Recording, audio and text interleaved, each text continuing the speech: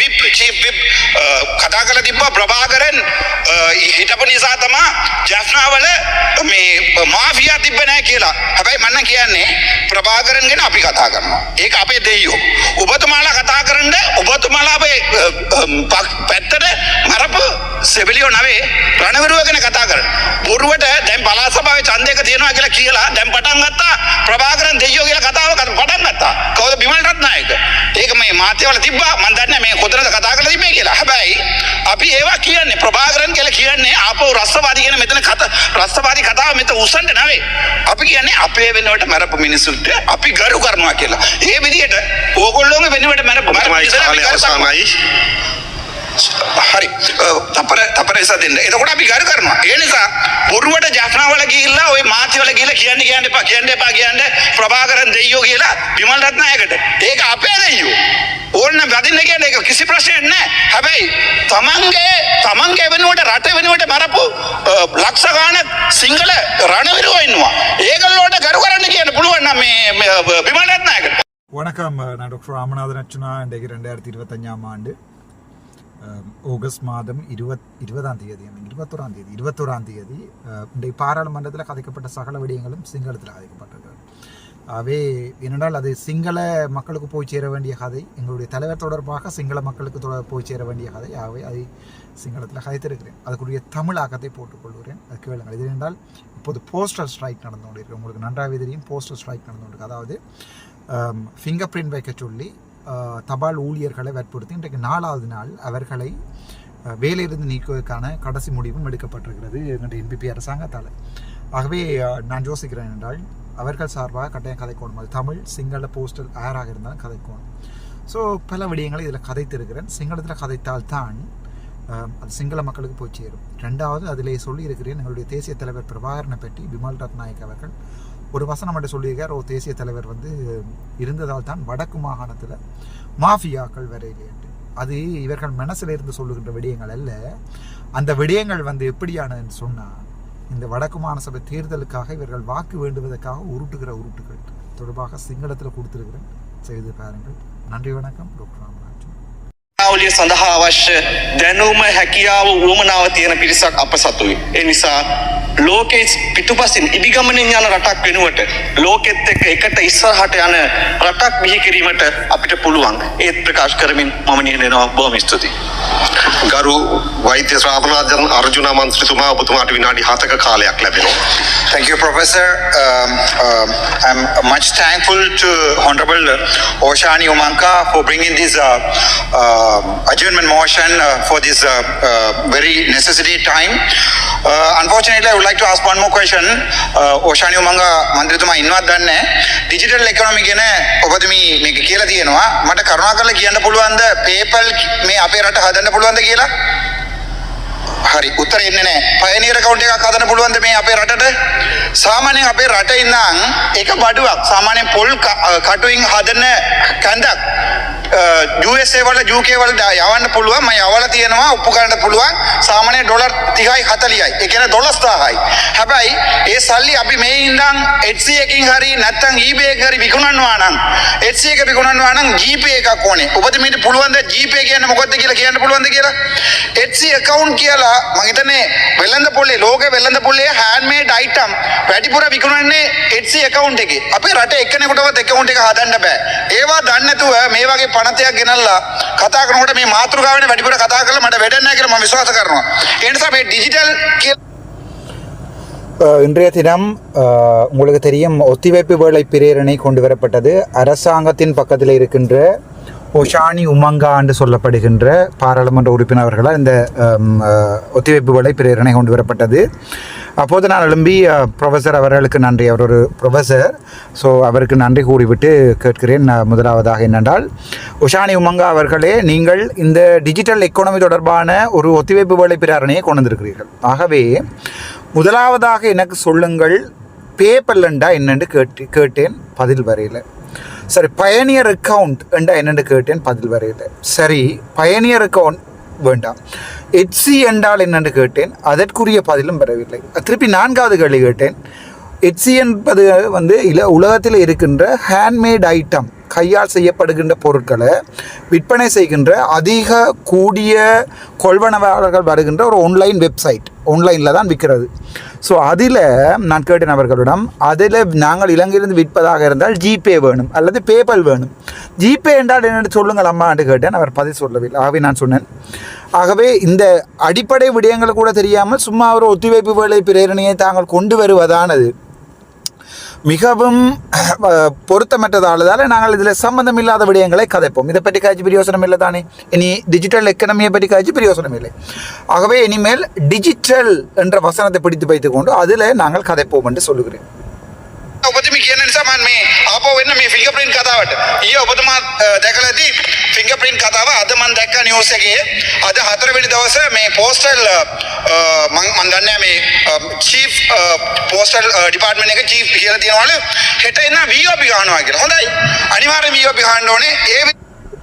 அப்போது ஆகவே உங்களுக்கு அந்த நான் கேட்ட கேள்விகளுக்கு பதில் சொல்ல முடியாத காரணத்தினால் சிங்களத்திலே தெளிவாக கொடுத்துருக்கிறேன். நான் கேட்ட கேள்விகளுக்கு உங்களுக்கு பதில் சொல்ல முடியாத காரணத்தினால் தயவு செய்து எனக்கு அனுமதி தாருங்கள். நான் இந்த டொப்பிக் இல்லாத விடயங்களை கதைப்பதற்கு, டிஜிட்டல் சம்பந்தமாக கதைப்பதற்கு எனக்கு தயவு செய்து அனுமதி தாருங்கள். அப்படி நான் கதைக்கின்ற போது நான் உங்கள்கிட்ட முதலாவதாக கேட்க விரும்புவது, நேற்றைய தினம் இந்த ஃபிங்கர் பிரிண்ட் தொடர்பாக நான் சிங்களத்திலே கதைத்த விடயங்கள் வெளியாலே கதைக்கப்பட்டிருக்கிறது.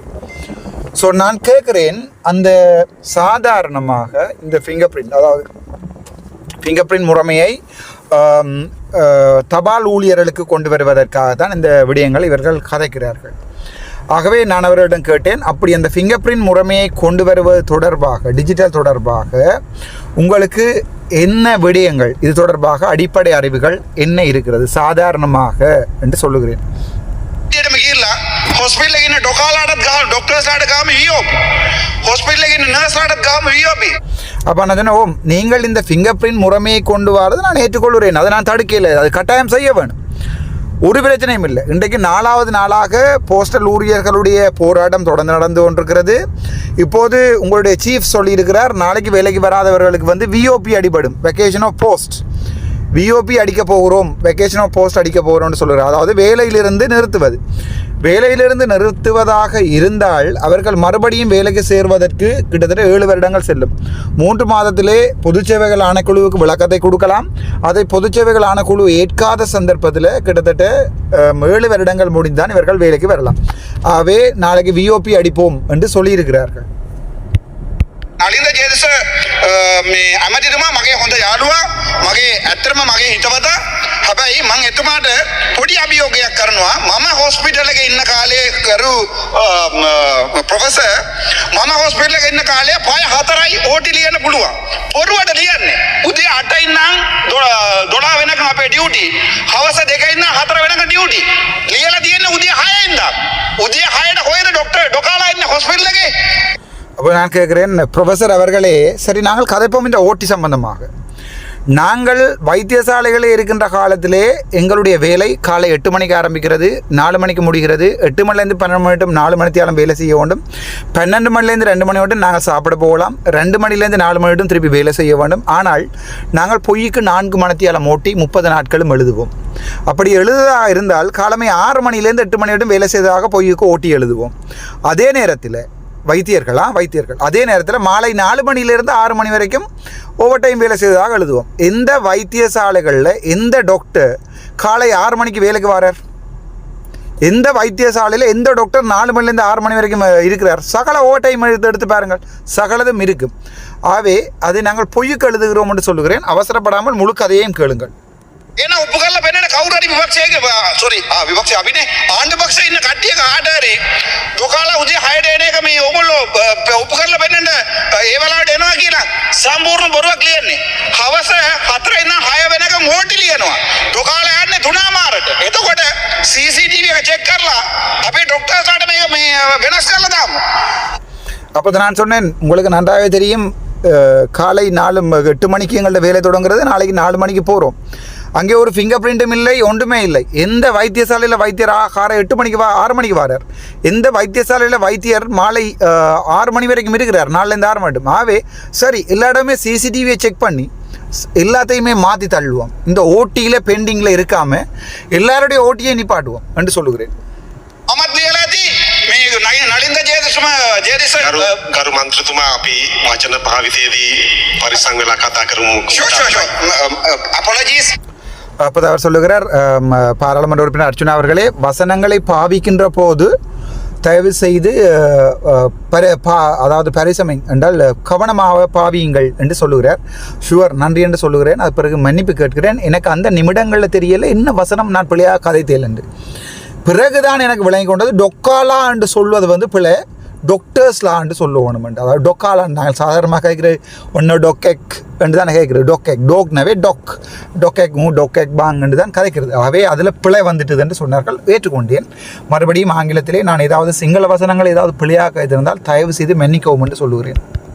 Accept my sincere apologies if I am saying anything wrong in Sinhalese. Sometimes the spoken English would come out of my mouth. I am so sorry for that. Anyway, me garu amadithumata mම මේ අභියෝගයක් කරනවා. එතුමාගේ over time ලියපු පොත අරන් බලමු. 2005 10 12 20 25 ඔක්කොම බොරු ලියලා ඇති. මම නම් චැලෙන්ජ් කරනවා, අභියෝග කරනවා. මං එළියට කියලා කියනවා. ඒ වගේ දැන් ඉන්න ඩොකාලාට සමහර පෝස්ට් ග්‍රැජුවේට් ඩොකාලා 5 24 වැඩ කරනවා. ඩොක්ටර්ස්ලා ඩොකාලා කියන ඩොක්ටර්ස්ලා මම දන්නේ ඒකට වෙනම මීනින්ග් එකක් තියනවාද කියලා. සමා වෙන්න ඩොක්ටර්ස්ලා. හරි. දැන් ඉන්න නර්ස්ලා சொல்லுகிறேன், சில மேல் படிப்பு படிக்கின்ற வைத்தியர்கள் 24 மணி நேரம் வேலை செய்கிறார்கள். மனித கொள்ளுங்கள் பாராளுமன்ற சபாநாயகர்களே டொக்காலா என்று சொன்னால், டொக்காலா மறந்து சொல்லிட்டேன், சாரி, டாக்டர்ஸ்லான்னு அது பெரிய பிழை இல்லை. ஆனால் அந்த வைத்தியர்களை அவமதிப்பது மாதிரி இருக்கும் என்று சொன்னார்கள். அது பிறகு இறங்கி போய் நான் கேட்டேன் எங்களுடைய செயலாளர், பிரதி செயலாளரிடம், நான் என்ன வசனம் பிழையாக கைத்திருக்கேன், மறுபடியும் கதைக்கக்கூடாது பாராளுமன்றத்தில், அவ என்ன வசனம் பிழையாக கைத்திருக்கிறேன் சொன்னார். அந்த டொக்காண்டு சொல்வது சரியில்லை டாக்டர், நீங்கள் அதை வைத்தியர்கள் என்று சொல்லியிருக்கலாம், டாக்டர்ஸ் என்று சொல்லியிருக்கலாம் என்று மன்னிப்பு கேட்டிருக்கிறேன். 200 hours OT ලියන්න පුළුවන්. හිතලා බලනවා සතියේ 200 hours ඉන්න පුළුවන්ද කියලා. ඔය මේටර්ලා ලියනවා 240 hours. ඒ කියන කන්නේ බොන්නේ චූ යන්නේ කිසි දෙයක් කරන්නේ ඕවර් ටයිම්. ඒ මගේ කරන්න පුළුවන්ද මේ රටේ? අහිංසක ඔය පෝස්ටල් ස්ටාෆ්ලාට ගිහිල්ලා අපි ෆින්ගර්ප්‍රින්ට්. ඒගොල්ලෝ අද කතා කරා මට. ડોක්ටර් අපිට කැමති ෆින්ගර්ප්‍රින්ට් තියන්න කියලා කිව්වා. හැබැයි දැන් ප්‍රශ්නේ යන්නේ ෆින්ගර්ප්‍රින්ට් තියන එක නෙවෙයි. ඒගොල්ලෝ අහන්නේ දැන් අද මම ඩියුටි එකට එන්නේ නැත්තම් මගේ ඩියුටි එක කවර් කරන්නේ තව අල්ලපු යාළුවා නම් ඒ යාළුවාට මගේ විදියට මේ ඕවර් ටයිම් කරනවා නම් ඒ ඕවර් ටයිම් එකට ෆින්ගර්ප්‍රින්ට් තිබ්බත් කොහමද මේ ඩේ ඩියුටි අවර්ස් වලට ඒගොල්ලෝ ඕවර් ටයිම් ක්ලේම් කරන්නේ? ඒගොල්ලෝ කන්නේ රුපියල් 120යි 110යි. මන්දිර அப்போ தான் சொல்லுகிறேன், ஒரு நாளுமே இந்த போராட்டம் செய்கின்ற ஊழியர்களுக்கு ஃபிங்கர் பிரிண்ட் வைப்பது அல்ல அது பிரச்சனை. இங்கே பிரச்சனை என்னென்றால், அந்த ஃபிங்கர் பிரிண்ட் வைக்கின்ற போது, இப்போ உதாரணத்துக்கு இன்றைய தினம் எனக்கு இன்றைக்கு நான் வீட்டை போகலாம், ஆனால் என்னோட நண்பருக்கு வரையலாம் போயிட்டு அவருடைய டியூட்டியை நான் இன்றைக்கு செய்கிறேன் என்றால், அவருக்கு மேலதிகமாக செய்கிற நான் இந்த டியூட்டியை டியூட்டி ஹவர்ஸில் பகலில் தான் செய்ய வேண்டி வரும். அப்போது ஓவர் டைம்ன்றது எப்படி எழுதுறது? ஆகவே ஒரு சின்ன ஒரு 100 ரூபா 120 ரூபா per hour. ஆகவே அந்த ஒரு பிச்சை பணத்தை பிடுங்குவது தான் இந்த அரசாங்கம் முயன்று கொண்டிருக்கிறேன் சொல்லி தெளிவாக விளங்கப்படுத்துகிறேன். එක කියන්න මගේ පඩිය ගිය මාසේ ලක්ෂ 4යි. ඔබතුමායි කාලේ මගේ වැඩි අයිදන්න විනාඩි 2යි ගරු මන්ත්‍රී. thank you. ඔක්කොටම වඩා මගේ පඩි වැඩි හේතුව මම ජැෆ්නා ඉඳන් ඉන්න නිසා මට ට්‍රාන්ස්පෝර්ට් එක 189,000ක් එනවා. ඒක 4යි. මම ඒ දවස් 30ට බෙදනවා. 30ට බෙදුවාම ඊට පස්සේ ආයේ පය එක අටමාර මේක ඇතුලේ ඉන්නවා. අටමාරෙන් බෙදනවා. ඊට පස්සේ ආයේ විනාඩි 60ක් එකට මිනිත්තු 60ක් එකට බෙදනවා. එතකොට 1 minute එකට එන්නේ රුපියල් 26යි. මම ඉන්නේ මම කියන්නේ අපේ පාර්ලිමේන්තු මන්ත්‍රීලා මේ පාර්ලිමේන්තු ඇතුලේ ඉන්නේ සතියකට විනාඩි 16යි. උපරිම ගන්න පුළුවන් විනාඩි 8යි. එතකොට ඒ විනාඩි 16ට ගෙවනවා නම් එම්බි කෙනෙකුට ගෙවන්න පුළුවන් උපරිම 416යි. රුපියல் 416යි අරගෙන අපිට ජීවත් වෙන්න පුළුවන්ද? அப்போது நான் கேட்டேன், சரி ஐயா, ஒரு கணக்கொண்டே உங்களுக்கு சொல்லுகிறேன். என்னுடைய போன மாத சம்பளம் 4 லட்சம் ரூபா. அதாவது பாராளுமன்றத்தில் எனக்கு தரப்பட்டது 4 லட்சம் ரூபா. அதிலே 30 நாளும் சம்பளம் தருகிறார்கள் தானே. ஆகவே அதை 30ஆல் பிரிப்போம். காலமே 9 மணிக்கு தொடங்குகிறது, பின்னேரம் 5:30க்கு முடிகிறது. ஆகவே 8 மணித்தியாலங்கள் 8:30 மணித்தியாலம் என்று வைத்தாலும் 8:30ஆல் பிரிப்போம். மறுபடியும் ஒரு மணித்தியாலத்தில் 60 நிமிடங்கள் இருக்கிறது ஐயா. ஆகவே 60 நிமிடங்கள் ஆல பிரிப்போம். பிரித்தால் ஒரு நிமிடத்துக்கு வரப்போகுது 26 ரூபாய் ஒரு நிமிடத்துக்கு பாராளுமன்றம் எங்களுக்கு தரணும். பாராளுமன்றத்தில் இருக்கிறதுக்கு உண்மையாக இந்த பாராளுமன்றத்தில் ஒரு மாதத்திலேயே 16 நிமிடம் தான் பாராளுமன்ற உறுப்பினர் இருப்பார்கள். அதுவும் வாரதும் இல்லை. சரிதானே? ஏனென்றால் 2 கிழமை நடக்கும், 1ஆம் கிழமையும் 3ஆம் கிழமையும் இங்கே இவை நடக்கும், செஷன் நடக்கும். அதில் ஒரு கிழமையில் இருக்கிற 4 நாளில் மன்னிக்க வேணும், 4 நாளில் கிட்டத்தட்ட நான் நினைக்கிறேன் 8 நிமிடம் தான் காய்க்கலாம். ஆகவே மொத்தம் 16 நிமிடம் காய்க்கலாம். 26 ரூபாயில் பிரிக்கினா 400 ரூபாய், 456 ரூபாயோ என்னமோ. அவை ஒரு பாராளுமன்ற உறுப்பினருக்கு இங்கே பாராளுமன்றத்துக்கு வாரது கொடுக்க வேண்டியது 456 ரூபாய் தான். ஆனால் 4 லட்சம் கொடுக்குறாங்க என்பதை விளங்கப்படுத்தினேன். එතකොට අපිට හිතලා බලන්න අපේ බේසික් පඩි මම ඩොකා වෙලා ඉන්නකොට ડોක්ටර් වෙලා ඉන්නකොට මගේ බේසික් පඩි කීයද රුපියල් 51000යි ජීවත් වෙන්න පුළුවන්ද එතකොට බොරුවට ඕටි ලියනවා නැත්නම් මොකුත් කරන්න බෑ දැන් ඕටි ක්‍රමයකට අපේ ડોක්ටර්ස්ලාව ගෙල්ලා තියෙන්නේ මේ ආණ්ඩුව පුළුවන් බේසික් පඩි එක වැඩි කරන්න කියන ලක්ෂ 3ට එක්කෙනෙක්වත් ඕටි ලියන්නේ නැහැ ඒ නිසා ගරු நான் சொல்லுகிறேன் வைத்தியர் அவர்களே, நான் ப்ரொஃபஸர் அவர்களே, நான் வைத்தியராக வேலையும் போது என்னுடைய அடிப்படை சம்பளம் வந்து 51,000 ரூபா, பேருந்து 56,000 ரூபா கூடியிருந்தது. அப்படி 56,000 ரூபா கூடியிருந்த நேரத்தில் எங்களுடைய எனக்கு அந்த நேரம் மொத்த சம்பளமாக 2,40,000 ரூபா ஏதோ வந்திருந்தது. 2,60,000 ரூபா வந்து கொண்டிருந்தது.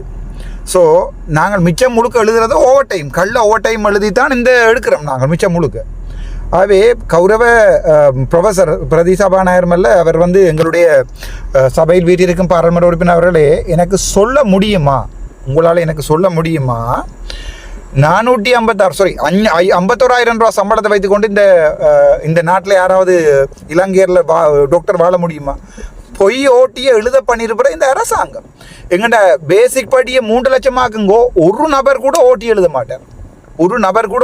மாட்டார். பேசிக் சம்பளத்தை 3 லட்சம் ஆகினார். ஆகவே இந்த அரசாங்கம் பிளவுறதுகளுக்கு மக்களை பாதிக்கிறோம் என்று சொல்லியிருக்கிறேன்.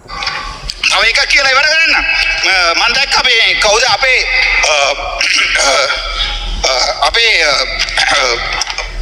ගවර්න්මන්ට් විප් චීෆ් විප් කතා කරලා තිබ්බා ප්‍රභාකරන් හිටපු නිසා තමයි ජෆ්නාවල මේ මාෆියා තිබ්බ නැහැ කියලා. හැබැයි මම කියන්නේ ප්‍රභාකරන් ගැන අපි කතා කරනවා. ඒක අපේ දෙයියෝ. ඔබතුමාලා කතා කරන්න ඔබතුමාලා අපේ පැත්තට මරපු සෙබලියෝ නවේ රණවිරුව ගැන කතා කරන්න. බොරුවට දැන් පළාත් සභාවේ ඡන්දයක තියනවා කියලා දැන් පටන් ගත්තා ප්‍රභාකරන් දෙයියෝ කියලා කතාව පටන් ගත්තා. කවුද බිමල් රත්නායක. ඒක මේ මාධ්‍යවල තිබ්බා මම දන්නේ මේ කොතනද කතා කරලා තිබ්බේ කියලා. හැබැයි අපි ඒවා කියන්නේ ප්‍රභාකරන් කියලා කියන්නේ ආපහු රස්තවාදී කියන මෙතන රස්තවාදී කතාව මෙතන උසන්න නෙවෙයි. අපි කියන්නේ අපේ වෙනුවට මරපු මිනිස්සුන්ට අපි ගරු කරනවා කියලා. ඒ විදිහට ඕගොල්ලෝගේ වෙනුවට මරපු අවසානයි හරි තපර ඉස්සෙන් දෙන්න. එතකොට අපි ගරු කරනවා. ඒ නිසා බොරුවට ජෆ්නාවල ගිහිල්ලා ওই මාතිවල ගිහිල්ලා කියන්න එපා ප්‍රභාකරන් දෙයියෝ කියලා විමල් රත්නායකට. ඒක අපේ දෙයියෝ. ඕන්න වදින්න කියන්නේ ඒක කිසි ප්‍රශ්නයක් නැහැ. හැබැයි තමන්ගේ වෙනුවට රට වෙනුවට මරපු ලක්ෂ ගාණක් සිංහල රණවිරුවෝ ඉන්නවා. ඒගොල්ලෝට ගරු කරන්න කියන්න පුළුවන් නම් මේ විමල් රත්නායකට. හොඳයි අවසන් කරමු. அப்போ நான் சொல்லுகிறேன் என்னென்றால் அண்மைய தினங்களில் நான் பார்த்தேன் பிமல் ரத்நாயக் அவர்கள் சொல்லியிருக்கிறார், வடக்கிலே வந்து பிரபாகரன் இருந்ததால் தான் இயக்கம் இருந்தது, எல்டிடி இருந்ததால் தான் மாஃபியா உருவாகவில்லை என்று பிமல் ரத்நாயக்க சொல்லியிருக்கிறார். தெளிவாக சொல்கிறேன், பிமல் ரத்நாயக்கிட்ட சொல்லுங்கோ பிரபாகரனை பற்றி கதைக்க வேண்டாம், பிரபாகரன் எங்கட கடவுள் அது சொல்லியிருக்கேன். அப்பே தையோ அது எங்கட கடவுள், அதை நாங்கள் பார்த்துக்கொள்கிறோம். நீங்கள் உங்கள் சார்பாக லட்சக்கணக்காக போய் சிங்கள இளைஞர்கள் செத்திருக்கிறார்கள். அவர்களை வேலைக்காரர் என்ற மாதிரி செபலியோண்டு அதுக்குரிய தமிழ் எனக்கு தெரியவில்லை, சும்மா இராணுவ உறுப்பினர்கள் என்று சொல்லாமல் இராணுவ வீரர்கள் என்று நீங்கள் உங்கண்டாக்களை சொல்லுங்கடாப்பா, எங்கண்டாக்களை சொல்ல வேண்டாம். ஏனெண்டா வடக்கு மாநிலத்தில் இப்போ உள்ளூராட்சி சபை மாகாண சபை தேர்தல் வரப்போகுது. ஆகவே இப்போ ஆரம்பித்திருக்கிறார்கள் என்னென்றால் இப்படி சொல்லுங்கள், ஆரம்பித்திருக்கிறார்கள் பிரபாகரன் கடவுள் என்று சொல்லிக்கொண்டு இப்போ திரும்பி ஆரம்பித்திருக்கிறார்கள். தயவு செய்து சொல்லுங்கள், நாங்கள் ஏன் பிரபாகரன் கடவுள் என்று இப்போதும் கூட பாராளுமன்றத்தில் சொல்லுகிறோம் என்றால் அதுக்குரிய முக்கியமான காரணம், பிரபாகரன் எங்களுக்காக தன்னையே இழந்தவர், தன் குடும்பத்தையே இழந்தவர். நாங்கள் திருப்பவும் தீவிரவாதத்தை இங்கே ஆரம்பிக்கவில்லை, இங்கே தெளிவாக சொல்லுகிறோம். தீவிரவாதத்தை ஆரம்பிப்பதற்காக நீங்கள் எங்களை தீவிரவாதி என்று முத்திரை குத்தினாலும் அதற்காக அல்ல பிரபாகரன் கடவுள் என்று நான் இன்றைக்கு சொல்லுகிறேன். இன்றைக்கு நான் சொல்வது எங்களுக்காக இழக்கப்பட்ட உயிர்கள், அவர்களை அர்ப்பணிப்புகளை நாங்கள் ஏற்றுக்கொண்டுதான் அந்த மறக்காமல் இருப்பதற்காக தான் நாங்கள் கதைக்கிறோம். ஆனால் நீங்கள் உங்கள் சார்பாக செத்து யாரையுமே உங்களுக்கு சொல்கிறதுக்கு தயாராகவில்லை. ரணவிருவோண்டு அதாவது வந்து போர் வீரர்கள் சொல்ல தயாராகவில்லை, வெக்கம் கட்ட வேலை என்று பேசுகிறேன். බොරුවට ජෆ්නා ගිහිල්ලා ඡන්ද ගන්න ඕනේ කියලා අපි කවදා ඡන්ද දෙන්නේ මමත් රැවටුණා. එක දවසක් කතා කරා අපි උගන්ඩාවල ඉස්සල්ලි ගේන්න ඕනේ නැත කියලා අහුවා. ඒ කාලේ මම නිකන් ડોක්ටර් කෙනෙක්. මම තියලා අන්න අපට සරි උගන්ඩාවේ ඉස්සල්ලි ගේනවා කියලා. දැන් දැක්කම අද ඇහුවා ගේන්න ඕනේ කියලා. අද තියලා ඕ ගේන්න ඕනේ කියලා. අනේ මේ බොරුවක් කරන්නේ නැතුව පුළුවන් නම් ඔයගොල්ලෝ කියපු ටික අවසන් කරන්න කතාව. ඉවර කරන්න බෑ. thank you. அப்போ நான் சொல்கிறேன் இன்னொரு விடயம் என்னென்றால் அந்த தேர்தலுக்காக கதைக்க வேண்டாம். நான் தேர்தல் நேரங்களில் இவங்களுடைய பொய்களை கேட்டு பயங்கரமாக நம்பினாக்கள்ல நானும் ஒரு ஆள். எனக்கு ஞாபகம் இருக்கிறது சபாநாயகர் அவர்களே உகண்டாவளிங் சல்லிகைண்டோன்னத்தை ஒரு மேடையில் வந்து ஒரு மந்திரி துமியவரால் கதைப்பா என்பிபியினுடையது. ஸோ அதை போட்டு இப்போ உருட்டுறார்கள், நக்கல் அடிக்கிறார்கள். ஸோ அதையும் சொல்லுகிறேன். அப்போது நாங்களும் ஏமாந்தோம். சரி உகண்டாவிலேருந்து சல்லியை கொண்டு வர காசு இல்லாதையும், அதாவது மஹிந்த ராஜபக்ச கொண்டு போன நாமல் ராஜபக்ச கொண்டு போன காசு இல்லாதையும் கொண்டு வர போகிறாங்களாக்கும் என்று நானும் நினைச்சேன். ஆனால் என்ன கவலை என்றால் இப்படி மாறி மாறி பொய் சொல்லி பொதுமக்களை ஏமாற்றாமல் தயவுசெய்து சொன்ன விடயங்களை செய்ய சொல்லுங்கன்னு சொல்லி நன்றி சொல்லி அமர்கிறேன். இதுதான் இன்றைய மாபெரும் அடிபாடு. சிங்களத்தில் நடந்ததா எங்களுக்கு தமிழாக்கள் නිසාම් කාර්යප්පර මන්ත්‍රීතුමා ඔබතුමාට විනාඩි 7ක කාලයක් ස්තුතියි